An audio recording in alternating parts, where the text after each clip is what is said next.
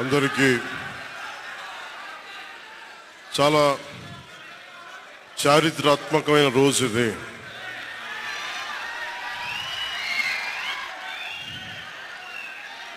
చాలా కొంచెం నిశ్శబ్దం పాటించండి దయచేసి నిశ్శబ్దాన్ని పాటించండి అంత దయచేసి. నుంచున్న దయచేసి కూర్చోండి. మీరు వీడియోలు తీయకండి ప్లీజ్. దయచేసి కూర్చోండి. ఏదో ఒకటి చేయండి. మీరు కూర్చోవాలి, ఏదో ఒకటి చేయండి. చాలా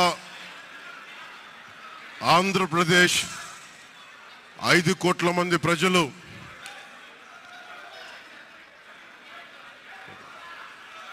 మీరు కూడా కూర్చోండి. చాలా చారిత్రాత్మకమైన తీర్పిచ్చిన రోజు ఇది. ఏ మాటకైతే మనం కట్టుబడి ఉన్నామో ఆంధ్రప్రదేశ్ ప్రజలకి జవాబుదారీతనంతో ప్రభుత్వం స్థాపిస్తాం, ఏ మాట మీద మనం చెప్పామో కూటమి ప్రభుత్వం ఆ మాటను నిలబెట్టుకుంటుంది. ఈరోజు మీ అందరికీ జనసేన పార్టీ ఆఫీస్ కేంద్ర కార్యాలయం నుంచి, ఈ వేదిక నుంచి ఒకటే చెప్తా ఉన్నాను మీ అందరికీ. వైసీపీ వైఎస్ జగన్ గారు కానీ వారు వ్యక్తిగతంగా నాకు శత్రువులు కాదు. ప్రజాస్వామ్యానికి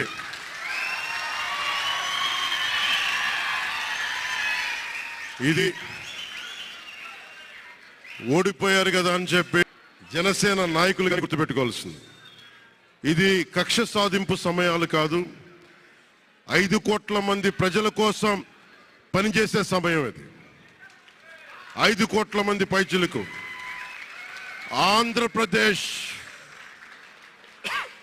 ఆంధ్రప్రదేశ్ విభజన జరిగినప్పటి నుంచి ఈ రోజు దాకా మనం అడుగుతూనే ఉన్నాం. ఆ రోజులు అయిపోయినాయి, ఆ చీకటి రోజులు అయిపోయినాయి.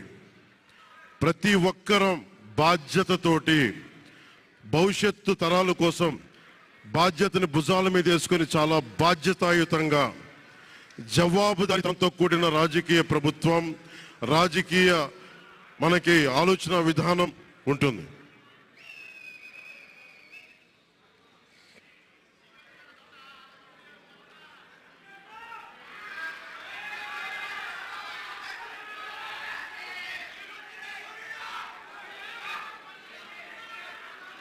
నేను ఆలోచిస్తా ఉన్నాను ఒక క్షణం ఏం మాట్లాడాలి ఈ రోజు అని.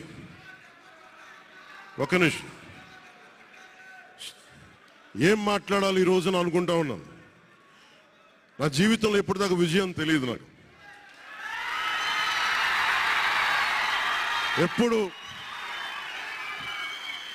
ఎప్పుడు ఒకే ఒకసారి సినిమాల్లో ఉన్నప్పుడు తొలి ప్రేమ అనే విషయం చూశాను.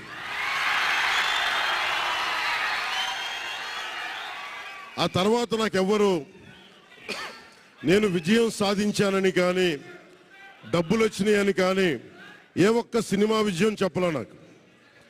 నా జీవితం అంతా ఎప్పుడు కూడా దెబ్బలు తింటానో, మాటలు పడతానో, తిట్టించుకుంటానో. నేను ఎంత ఎదిగా నాకే తెలియదు. మీ గుండెల్లో ఈ రోజు నన్ను తీసుకొచ్చి 21 గెలిచే వరకు నాకే తెలియదు.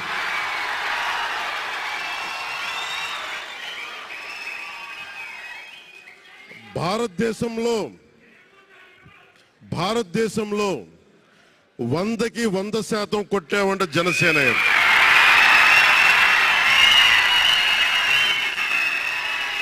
100కి 100.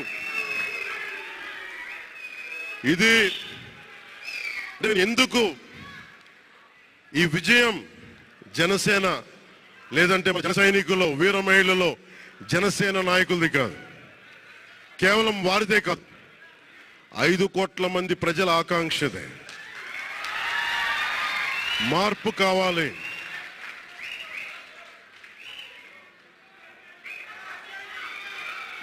కావాలి. పాలన మారాలి.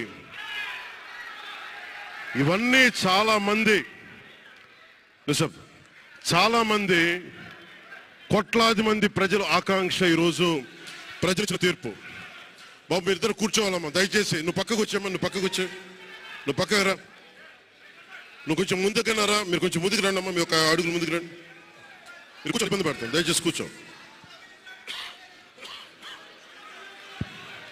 దయచేసి కూర్చోవాలయ్యా, మీరు కూర్చోవాలి. మీరు మొత్తం సభ ఆపేస్తున్నారు. మీరు సాగర్ పక్కర. ఇది మనందరికీ చాలా జాగ్రత్తగా ఉండాల్సిన సమయం. ఇది కక్ష సాధింపుల సమయం కాదు. ఇది ఆంధ్రప్రదేశ్ భవిష్యత్తుకి బలమైన పునాది వేసే సమయం. అన్నం పెట్టే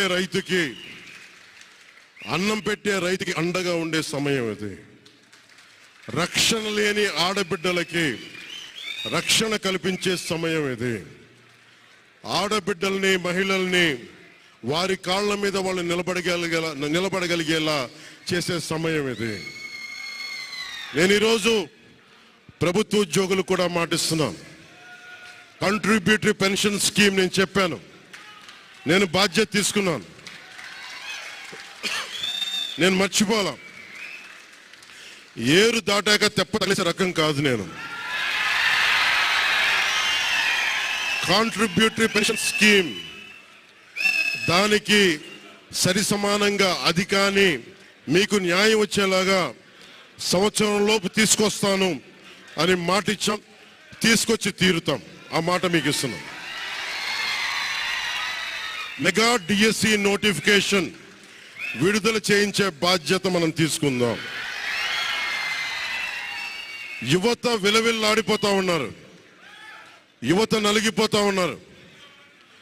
మీ చదువులకి తగ్గ ఉద్యోగాలు కానీ, మీ స్కిల్స్ని పెంపొందించి మీకు ఉద్యోగాలు కానీ, నేను మీకు చెప్తున్నా, నాకు చాలా పెద్ద బాధ్యత ఇచ్చారు ప్రజలు. ఈ రోజున మామూలు బాధ్యత ఇవ్వాల. గెలిచింది, పోటీ చేసింది 21, 2 పార్లమెంట్లు గెలిచింది 100%. కానీ బాధ్యత ఎంత ఉందంటే 175 సీట్లు మనమే గెలిస్తే ఎంత బాధ్యత ఉందో అంత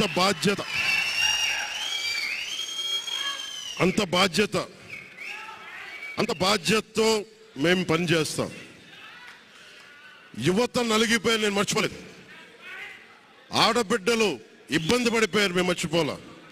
సగటు మధ్యతరగతి మనుషులు నలిగిపోయారు. రోడ్లు వెయ్యలా, గుంతలు వేశారు, అరాచకం చేశారు. అవన్నీ శాంతి భద్రతలు చాలా చాలా బలంగా ఉంటాయి, మీకు నేను మాటిస్తున్నాను. అతి తక్కువ వ్యవస్థల్లో రాజకీయ ప్రమేయం చాలా తక్కువ ఉండేలాగా, అధికారులని వారి పని చేసుకునేలాగా ఈ ప్రభుత్వం ఉంటుంది, కూటమి ప్రభుత్వం ఉంటుంది. రైతుకి కష్టం వస్తే హక్కును చేర్చుకునే ప్రభుత్వం తప్ప తిరస్కారంగా చిన్నచూపు చేసే ప్రభుత్వం అవ్వదు మనకి ఈ కూటమి ప్రభుత్వం.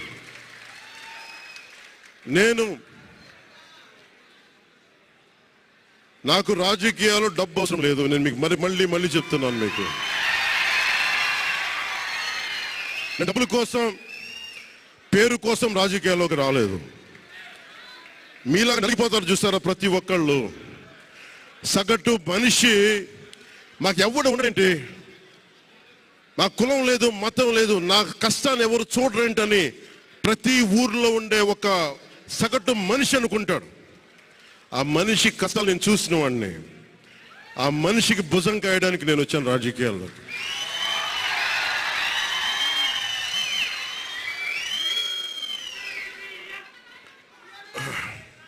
ఎక్కడికి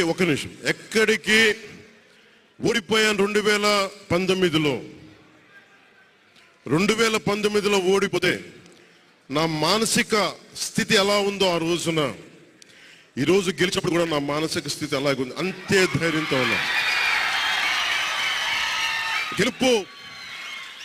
గెలుపు నాకు బాధ్యత ఇచ్చింది కానీ అహంకారం ఇవ్వలేదు, రాదు. ఇంకా భయం వేసింది. అందరూ నాకు శుభాకాంక్షలు తెలియజేస్తా ఉంటే నాకు భయం వేసింది. ఎందుకంటే ఇల్లు అలకగానే పండగ కాదు ఇది. ఇల్లు అలకగానే పండగ కాదు, చాలా చాలా బాధ్యత కూడుకున్నది. భీమవరం, గాజువాక 2 చోట్ల ఓడిపోయినప్పుడు ఈ రోజున ఇంతమంది ఉన్నారు. ఆ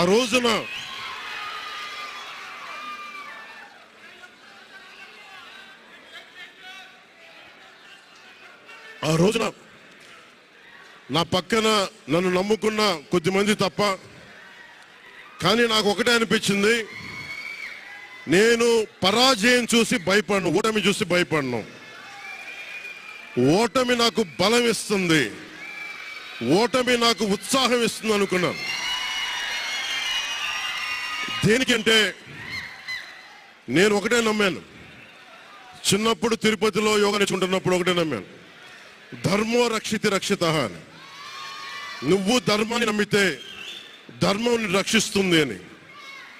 ఎప్పుడో ఒక 30 సంవత్సరాలు ఇంకా ముందే 18-19 ఏళ్ళప్పుడు చదివితే ఈ రోజున ధర్మం కోసం నిలబడ్డాం. ధర్మం కోసం నిలబడితే ధర్మం ఈరోజు మనంటే నిలబడింది. అందుకని మనస్ఫూర్తిగా ఏ శక్తి అయితే కనిపించని ఆ పరాశక్తి, కనిపించని ఆ దేవుళ్ళందరికీ కూడా దయచేసి అరవద్దు, కనిపించని దేవుళ్ళందరికీ కూడా ఈరోజు నేను కృతజ్ఞతలు తెలియజేసుకుంటా ఉన్నాను. మనస్ఫూర్తిగా మీ అందరికీ, పిఠాపురం ప్రజలందరికీ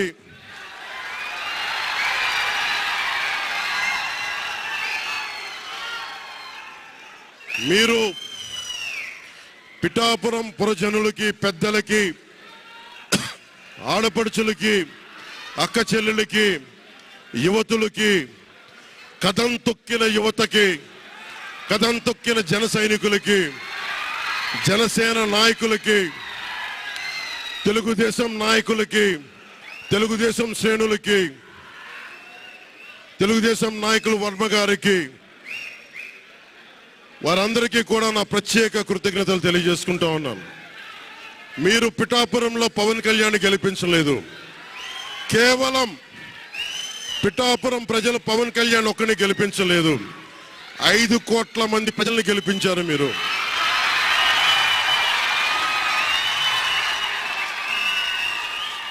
నాకు బలం ఇచ్చారు. ఈరోజు మీరు గుండెల్లో పెట్టుకొని ఓడిపోతేనే ఇంత బలంగా నిలబడినవాడిని, ఇంత బలంగా నిలబడ్డవాడిని. ఇంత గెలిపించి కాదు మీరు ఇచ్చింది, చిన్నపాటి జయం ఇవ్వాల, ఆకాశం అంత విజయం ఇచ్చారు మీరు మాకు, మా కూటమి ప్రభుత్వానికి. ఇది గుండెల్లో పెట్టుకుంటాం, నిలబడతాం, నిర్మాణాత్మకంగా పనిచేస్తాం. మీ కష్టాలలో మీ ఇంట్లో ఒకటిలాగా నేను ఉంటాను, మీ అందరికీ మాటిస్తున్నాను.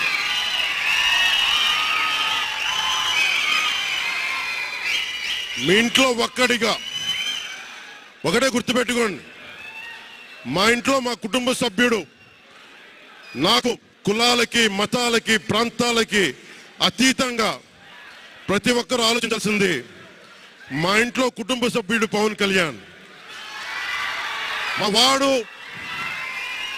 మా వాడు అసెంబ్లీలో అడుగు పెడుతున్నాడు, మా కష్టాల కోసం మాట్లాడతాడు, మా కష్టాల కోసం నిలబడతాడు అని చేసి చూపిస్తాను. ప్రభుత్వం ఎలా ఉండాలి,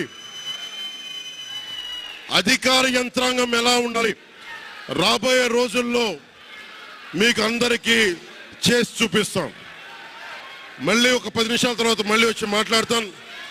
చంద్రబాబు గారు వచ్చారు, వారిని కలిసి మళ్ళీ వచ్చి మేము ఇద్దరం మాట్లాడతాం. కొంచెం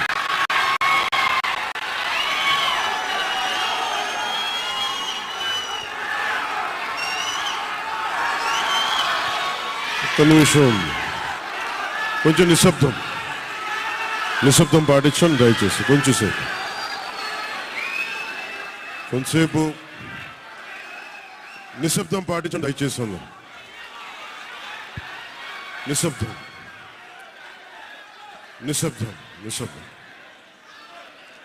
నిశ్శబ్దం దయచేసి. అందరికీ వాల్యూమ్ పెంచండి.